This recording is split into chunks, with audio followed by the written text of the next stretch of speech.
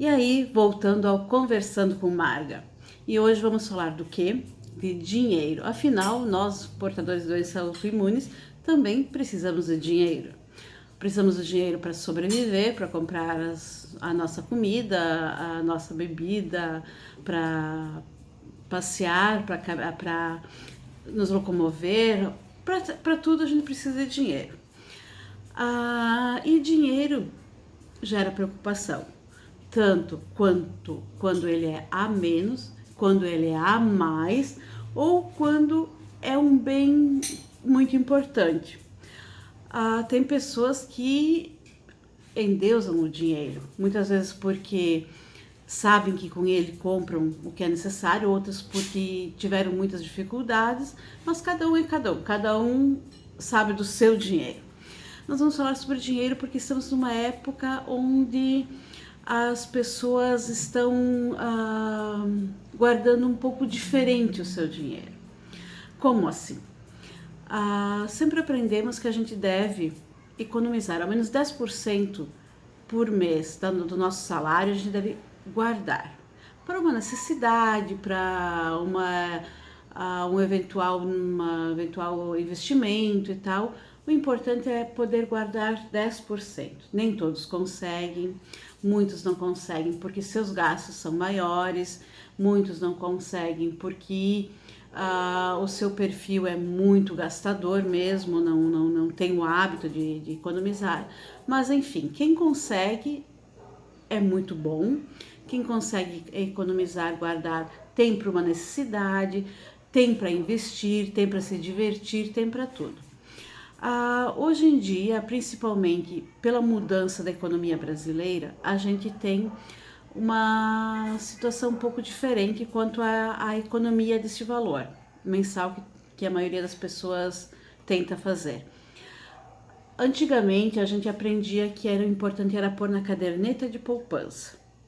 Então era muito importante, o governo priorizava campanhas para isso e tal. Por quê? Com o dinheiro da caderneta de poupança, esse dinheiro é usado para o crédito imobiliário, para financiar a construção e compra de moradias para a população.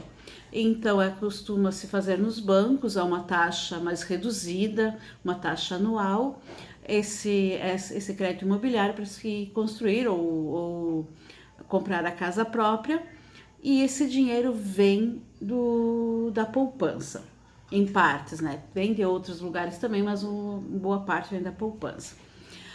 Mas com o tempo a poupança parou de ser um bom investimento. Nos últimos anos, a poupança tem rendido cada vez menos. E com a última mudança na rentabilidade da poupança, então, ficou muito baixo esse rendimento.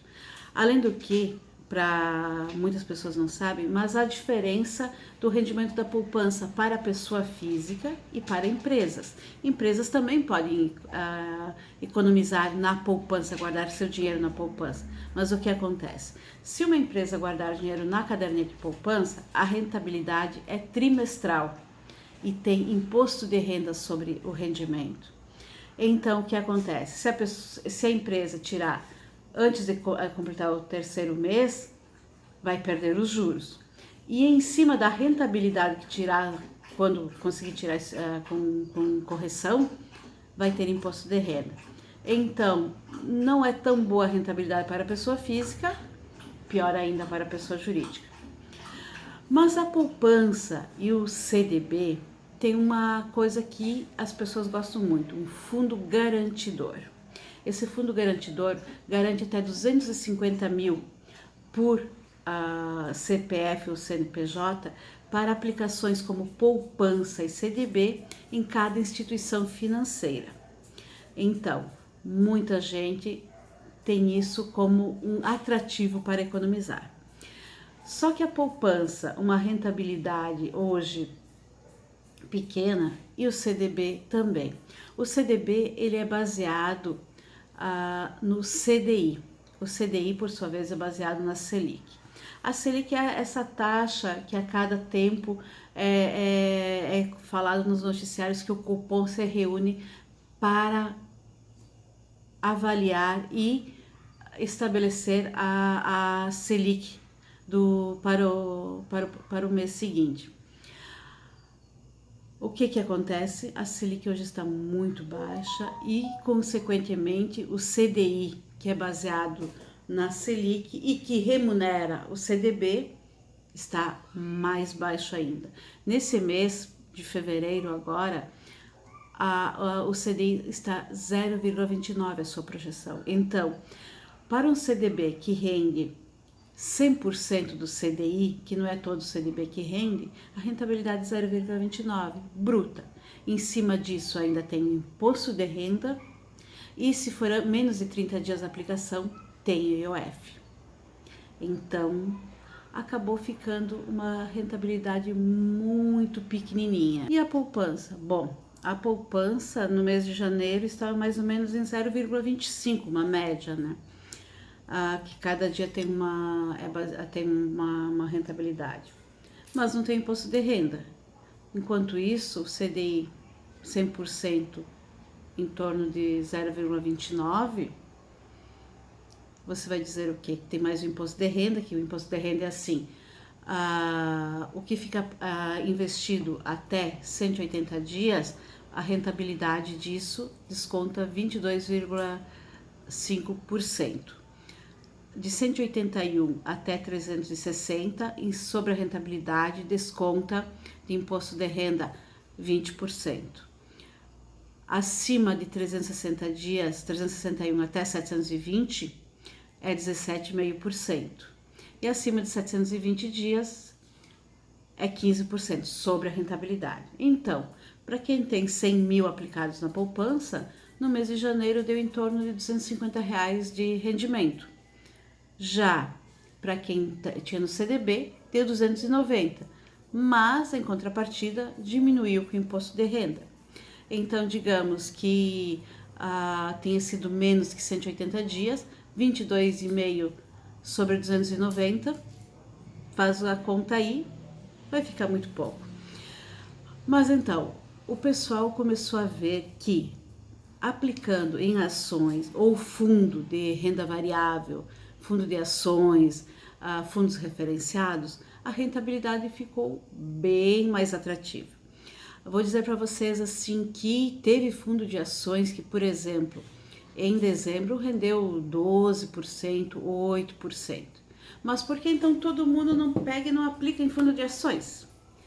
Porque fundo de ações são risco. Aplicar em ações há risco. O que acontece? Quando você vai aplicar em ações, você vai comprar uma parte de uma empresa. Fundo de ações é um grupo de ações, né? É um condomínio de ações. Então vai ter ações de várias empresas e você vai comprar um pouquinho desse fundo que investe em cada empresa. O que acontece? Parece mais seguro, porque como são várias empresas, todas elas têm vários riscos em comum, mas algumas têm o risco do seu setor um pouco separado, então pode ter uma variância menor de perdas e até de ganhos. Então, por isso, muita gente optou por aplicar em fundo de ações. Estou explicando em linguagem simples para ser mais fácil entender, porque eu também entendo de forma mais simples. Então, muita gente aplicou em fundo de ações. Fundo de ações também tem imposto de renda, mas o principal, tem que saber que enquanto se aplica em fundo de ações, se pode perder, e pode perder até tudo. Por quê? O que é que acontece? Se desvalorizar as ações, o valor que você investiu, porque quando investe num fundo de ações, você compra cotas. Por exemplo, eu comprei 10 cotas. O valor dessa cota estava 0,5. Aí eu fiquei, então, com 50. Mas o valor dessa cota diminuiu. Baixou o valor dessa ficou 0,20. Eu vou ainda ter 10 cotas, mas o valor que eu tenho vai ser R$20. Porque de 0,50 o valor de cada cota foi para 0,20. Então, essa é a situação. Porque o fundo de ações pode dar rentabilidade positiva, como pode dar rentabilidade negativa. Pode haver bastante variações. Tem também os fundos imobiliários, além dos fundos de ações, seus fundos imobiliários.